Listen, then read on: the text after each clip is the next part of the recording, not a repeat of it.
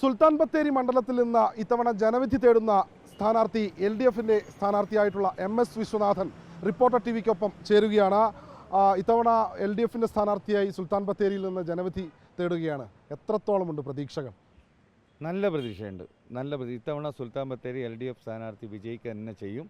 കാരണം ജനങ്ങൾ വളരെ എല്ലാ മേഖലയിലും ഞാനിപ്പോൾ കുറേ ഭാഗത്ത് പോയ ഭാഗത്തൊക്കെ വളരെ പോസിറ്റീവായിട്ടാണ് ജനങ്ങൾ പ്രതികരിക്കുന്നത്. ഇത്തവണ സുൽത്താൻ ബത്തേരിയിൽ LDF സ്ഥാനാർത്ഥി വിജയിക്കും, അതിൽ യാതൊരു സംശയവുമില്ല. ഇപ്പോൾ 3 തവണ UDFിനൊപ്പം നിന്ന മണ്ഡലമാണ് സുൽത്താൻ ബത്തേരി. ഇത്തവണ താങ്കൾ മത്സരിക്കുമ്പോൾ വലിയ തോതിലൊക്കെ ആദിവാസി മേഖലകളിലൊക്കെ സ്വാധീനമുള്ള ഒരാളാണ്. എന്താണ് ആദിവാസി ഉന്നതികളിൽ നിന്നൊക്കെ കിട്ടുന്ന ഒരു റെസ്പോൺസ് എന്താ? അതെ, തീർച്ചയായിട്ടും ഇത് സുൽത്താൻ ബത്തേരി മണ്ഡലത്തെ സംബന്ധിച്ചിടത്തോളം ഒരു പട്ടികവർഗ സംവരണ സീറ്റാണ്. ഞാൻ ആ വിഭാഗത്തിൽപ്പെട്ട ആദിവാസി വിഭാഗത്തിൽപ്പെട്ട ഒരാൾ തന്നെയാണ്.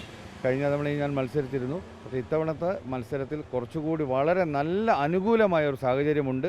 അത് പ്രധാനപ്പെട്ട കാരണം സുൽത്താൻ ബത്തേരി നിലവിലെ MLA പരാജയമാണെന്ന് ജനങ്ങളും എല്ലാ ഭാഗങ്ങളിലും, അത് ആദിവാസി ഉന്നതി ആയിക്കോട്ടെ, മറ്റ് ജനറൽ വിഭാഗം ആയിക്കോട്ടെ, മറ്റ് പ്രദേശങ്ങളിലായിക്കോട്ടെ, എല്ലാ മേഖലകളിലുള്ള ഫീഡ്ബാക്ക് അങ്ങനെയാണ്. അതുകൊണ്ട് തന്നെ ഇത്തവണ LDF വിജയിക്കുമെന്ന കാര്യത്തിൽ യാതൊരു സംശയവുമില്ല. കോൺഗ്രസിനെയൊക്കെ സംബന്ധിച്ചിടത്തോളം വലിയ വിവാദ വിഷയങ്ങളൊക്കെ ഉണ്ടായി. NM വിജയൻ്റെ മരണവുമായി ബന്ധപ്പെട്ടൊക്കെ ഇപ്പോൾ ഈ അടുത്ത് പ്രിയങ്ക ഗാന്ധിക്കെതിരെ വരെ അവരുടെ കുടുംബം പറയുന്നൊരു സാഹചര്യമൊക്കെ ഉണ്ടായി. അപ്പോൾ അങ്ങനെയുള്ള ആ മേഖലകളിലൊക്കെ പ്രചരണം ആരംഭിച്ചോ? തീർച്ചയായിട്ടും. അതായത് NM വിജയനെ പോലുള്ള ഒരു കോൺഗ്രസിൻ്റെ സീനിയർ നേതാവ്, അദ്ദേഹം സ്വയം ഇങ്ങനെ മരിക്കാനുണ്ടായ സാഹചര്യവും അദ്ദേഹത്തിൻ്റെ മകനും മരിക്കാനുണ്ടായ സാഹചര്യമൊക്കെ പാർട്ടിക്കകത്ത് അവരുടെ മുന്നണിക്കകത്തുണ്ടായ പല പ്രശ്നങ്ങളും അതുപോലെ അഴിമതിയൊക്കെയാണ്. ആ അഴിമതിയുടെ പശ്ചാത്തലത്തിലാണ് അദ്ദേഹം മരിക്കാനിടയായത്. അത് UDF സ്ഥാനാർത്ഥിക്ക് നല്ല തിരിച്ചടിയാവും ഇത്തവണത്തെ തെരഞ്ഞെടുപ്പിൽ. ഈ സുൽത്താൻ ബത്തേരി മണ്ഡലത്തിൽ സുപരിചിതനായിട്ടുള്ളൊരു ആളാണ് വിശ്വനാഥേട്ടൻ. സ്വന്തമായിട്ടൊരു ഗ്യാസ് ഏജൻസിയൊക്കെ നടത്തുന്നുണ്ട്. ഇപ്പോൾ ഈയിടെയായിട്ട് ഗ്യാസിന് വലിയ ക്ഷാമമൊക്കെ വന്നല്ലോ. അപ്പോൾ എങ്ങനെയാണ് ഇപ്പോൾ സ്ഥാനാർത്ഥി എന്നുള്ള നിലയിൽ എങ്ങനെയാണ് അതിനെയൊക്കെ നോക്കിക്കാണുന്നത്? അല്ല, അത് മാനേജ് ചെയ്യാൻ മാനേജറും സ്റ്റാഫംഗങ്ങളൊക്കെ ഉണ്ട്. പൊതുവേ ഇത്തവണ യുദ്ധം ഉണ്ടായ ആ പശ്ചാത്തലത്തിൽ കുറച്ച് ഷോർട്ടേജുകളൊക്കെ ഉണ്ടായിട്ടുണ്ട്. അതൊക്കെ ഓഫീസിൽ കൃത്യമായിട്ട് അതിൻ്റെ കാര്യങ്ങളായിട്ട് മാനേജറും സ്റ്റാഫംഗങ്ങളൊക്കെ ഉണ്ട്. ഞാനിപ്പോൾ മുഴുവൻ സമയവും പൊതുരംഗത്തായതുകൊണ്ട് പാർട്ടി പ്രവർത്തനം, ഇപ്പോൾ സ്ഥാനാർത്ഥി ആയതോടുകൂടി മുഴുവൻ പ്രചരണത്തിലും പാർട്ടി പ്രവർത്തനത്തിലാണ് കൂടുതൽ ശ്രദ്ധിക്കുന്നത്. നേരത്തെ തന്നെ സുൽത്താൻ ബത്തേരിയിൽ സ്ഥാനാർത്ഥിയായിട്ട് താങ്കളെ പ്രഖ്യാപിക്കും എന്നൊക്കെയുള്ള രീതിയിലൊക്കെ കാര്യങ്ങളൊക്കെ പുറത്തു വന്നിരുന്നു. ഇപ്പോൾ സ്ഥാനാർത്ഥിയായിട്ട് പ്രഖ്യാപിച്ചു. ഇനി എങ്ങനെയൊക്കെയാണ് കൂടുതൽ കാര്യങ്ങൾ, മണ്ഡലത്തിലെ വികസന പ്രവർത്തനങ്ങൾ എന്തൊക്കെ കൊണ്ടുവരണം? അപ്പോൾ സുൽത്താൻ ബത്തേരിയെ സംബന്ധിച്ച് നിരവധി വിഷയങ്ങളൊക്കെ ഇപ്പോഴും പരിഹാരമാകാതെ നിൽക്കുന്നുണ്ട്.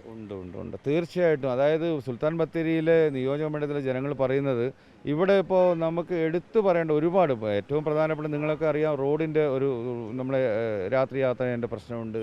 അതുപോലെ ബൈരക്കുപ്പ പാലത്തിൻ്റെ പ്രശ്നമുണ്ട്. പുൽപ്പള്ളിയിൽ ഒരു ബസ് യാർഡിൻ്റെ പ്രശ്നമുണ്ട്. ബത്തേരിയിൽ തന്നെ ഒരു ഗവൺമെൻറ് കോളേജ് ഇതുണ്ട്. ഇതൊന്നും ശ്രദ്ധിക്കാനോ ഇതിലൊന്നും ഒരു കാര്യമായിട്ട് ഒരു ശ്രദ്ധ ചെലുത്തിക്കൊണ്ട് മുന്നോട്ട് പോകാൻ നിലവിലുള്ള MLA IC ബാലകൃഷ്ണന് കഴിഞ്ഞില്ല. അതുകൊണ്ട് തന്നെയാണ് ഇത്തവണ ജനങ്ങൾ പറയുന്നത്, ഇത്തവണ LDF സ്ഥാനാർത്ഥിയോടൊപ്പം ജനങ്ങൾ വോട്ട് ചെയ്യും, LDF സ്ഥാനാർത്ഥി വിജയിക്കുകയും ചെയ്യും.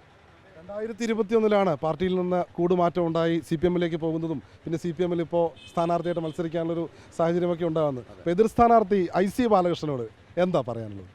അല്ലെ, സ്ഥാനാർത്ഥി എന്ന നിലയിൽ ഇപ്പോൾ രണ്ടുപേർ, ഒരു എതിർ സ്ഥാനാർത്ഥി, അത് ഏത് മുന്നണിയിലാണെങ്കിൽ ഒരു എതിർ സ്ഥാനാർത്ഥി ഉണ്ടാവും.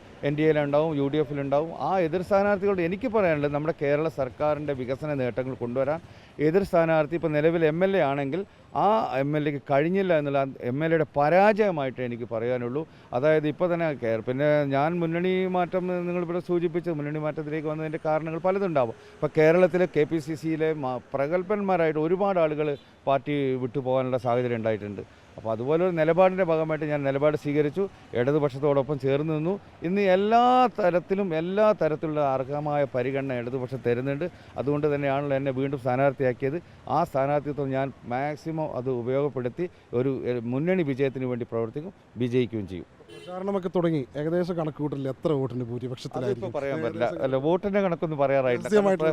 ഇല്ല, പ്രചാരണം ആരംഭിച്ചിട്ടേ ഉള്ളൂ. അതിനിപ്പോൾ പ്രചാരണം അതിൻ്റെതായി അതൊക്കെ പറയാനായിട്ടില്ല. അതൊക്കെ മുന്നണി സംവിധാനത്തിൽ നിങ്ങൾ ചർച്ച ചെയ്യുമ്പോൾ കിട്ടുന്ന കാര്യങ്ങളാണ്. സ്ഥാനാർത്ഥി എന്ന നിലയിൽ ഞാനിപ്പോൾ അത് പറയുന്നില്ല. എല്ലാവിധ ആശംസകളും. തികഞ്ഞ ആത്മവിശ്വാസത്തിൽ തന്നെയാണ് സുൽത്താൻ ബത്തേരിയിൽ നിന്ന് LDFിൻ്റെ സ്ഥാനാർത്ഥിയായി ജനവിധി തേടുന്ന MS വിശ്വനാഥൻ. ഇത്തവണ സുൽത്താൻ ബത്തേരിയിൽ കളം പിടിക്കുമെന്ന് ഉറച്ചു തന്നെയാണ് MS വിശ്വനാഥൻ രംഗത്തിറങ്ങിയിട്ടുള്ളത്. വീഡിയോ ജേർണലിസ്റ്റ് ജിബേഷിനൊപ്പം reporter Deepak Mohan in reporter, Wayanad.